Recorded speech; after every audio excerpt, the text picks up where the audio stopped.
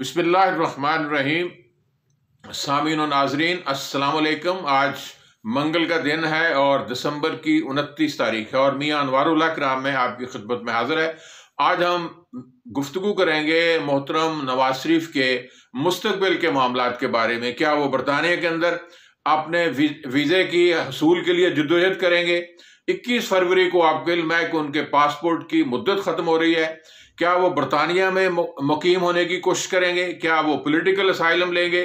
क्या फिर वो बरतानिया से निकल कर किसी महफूज मकाम पर कतर जाएंगे या सऊदी अरब जाएंगे? और चौथी बड़ी ऑप्शन उनके लिए है कि वो तमाम तर मुश्किलात को सामने रखने के बावजूद वो पाकिस्तान लौट आएंगे। हम पहले मरहले में बात करते हैं कि वो तजदीद पासपोर्ट के लिए किसी फर्द का ज़ाती तौर पर जाने की ज़रूरत नहीं। अगर वो डाक के ज़रिए अपना पासपोर्ट फॉरेन ऑफिस भिजवा देते हैं तो फॉरेन ऑफिस के सामने फौरन उनके जो ज़ाती मामलात हैं, उनका इश्तिहारी होना, उनका मफरूर होना, उनका कन्विक्ट होना, वो सारे मामला सामने आ जाएंगे।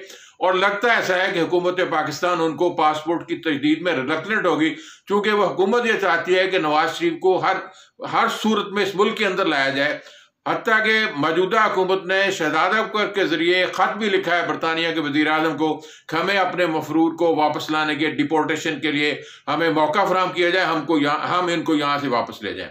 और अगली बात यह है कि अगर मियाँ नवाज शरीफ का पासपोर्ट की तजदीद नहीं होती किसी भी हवाले से, तो फिर उनके सामने ऑप्शन क्या क्या हो सकती हैं? ऑप्शन यही हो सकती है कि फिर दुनिया के अंदर किसी और ममालिक को एक महफूज पनाह का समझते हुए वहां चले जाएं। एक उनके सामने कतर का नुक्ता नज़र है, वहां उनके कारोबार भी मौजूद है, सैफुर रहमान भी वहां मौजूद है और शायद वो पाकिस्तान का बोझ कतर न बर्दाश्त कर सके। दूसरा उनके लिए ऑप्शन बैरून मुल्क में मुकीम होने की सऊदी अरब है। आपको इल्म है कि सऊदी अरब के भारत के साथ भी बड़े खुशगवार तल्लुकात इस्तवार हो रहे हैं। पाकिस्तान से उसके तल्लुकात के अंदर कमी वाक़ई हुई है और सऊदी अरब एक ऐसा ममलिकत है जो इस बोझ को, इस सहारे को, यानी इस कुव्वत मियाँ नवाज शरीफ को हिफाजत में लेने के लिए अपने आप को पेश कर सकते हैं। ऐन इम्कान है कि अगर नवाज शरीफ के लिए बरतानिया का दरवाज़ा बंद हो जाता है, वहाँ रहने के इम्कान कम हो जाते हैं, तो फिर नवाज शरीफ जो है वो उनके लिए सेकंड बेस्ट ऑप्शन यह है कि वो सऊदी अरब में मुकीम हो, वहाँ जाकर महफूज हों और बेशक वो इलाज के लिए गए हुए हैं। और तीसरी ऑप्शन ये बात है, क्या वो बरतानिया के अंदर अगर उनका पासपोर्ट तजदीद नहीं होता, वीज़ा नहीं मिलता, तो क्या फिर बरतानिया के अंदर पॉलिटिकल असाइलम ले सकते हैं? इसके इम्कानात भी रोशन है। जिस तरह इसहाक डार ने पॉलिटिकल असाइलम लेकर अपने आप को अपने आईडी कार्ड के सस्पेंशन के बावजूद भी अपने आप को वहाँ मुकीम रखा है। और ये बात भी इसमें हम इस बात को भी मद्देनजर रखना चाहिए कि क्या जनरल मुशर्रफ का पासपोर्ट तजदीद हुआ है? वो भी पासपोर्ट के बगैर ही बैरून मुल्क के अंदर मुकीम है। तो इसलिए हम ये बात कहते हैं, हमें ये बात सोचना होगी हुकूमत को कि अगर मुशर्रफ को यह सहूलत मुयसर आ सकती है तो फिर मियाँ नवाज शरीफ को ये सहूलत क्यों नहीं मुयसर आ सकती, या वो अपने लिए कैसे इक़दाम कर सकते हैं जिसके नतीजे में उन्हें बैरून मुल्क रहने का इम्कान पैदा। अगर हम पॉलिटिकल असाइलम की बात करते हैं, पॉलिटिकल असाइलम के लिए ये बुनियादी शर्त है कि मुल्क के अंदर जिस मुल्क के वो रहशी हैं वहाँ उनकी जान को खतरा है।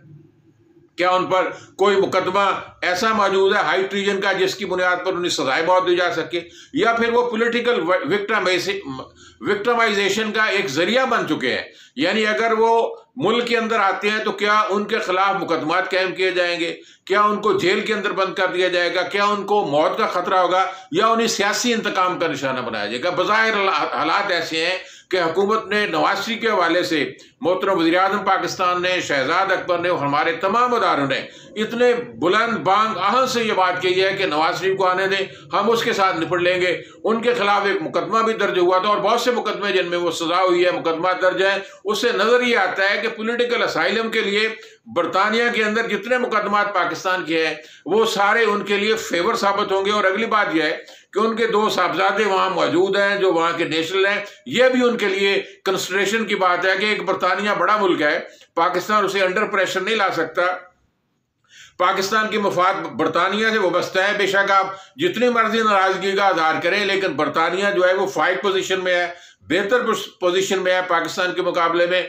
बरतानिया पर कोई बोझ और कोई किसी किस्म का दबाव नहीं पाकिस्तान डाल सकता है कि नवाज शरीफ को पॉलिटिकल असाइलम ना दिया जाए, या ऐसे सियासी पनाह ना दिए जाए, या ऐसे वीजा इसका एक्सटेंड ना की जाए। मैं ये समझता हूँ इसमें नवाज शरीफ के लिए एक सहूलत और आसानी मुयसर आ सकती है। और चौथी ऑप्शन पर हम गौर करें, क्या पाकिस्तान आने का रिस्क नवाज शरीफ ले सकता है? जिस तरह पीडीएम की तहरीक कभी बुलंदी पे होती है, कभी जवाल पे होती है, फिर वो दूसरे मरहले में शामिल हो चुकी है।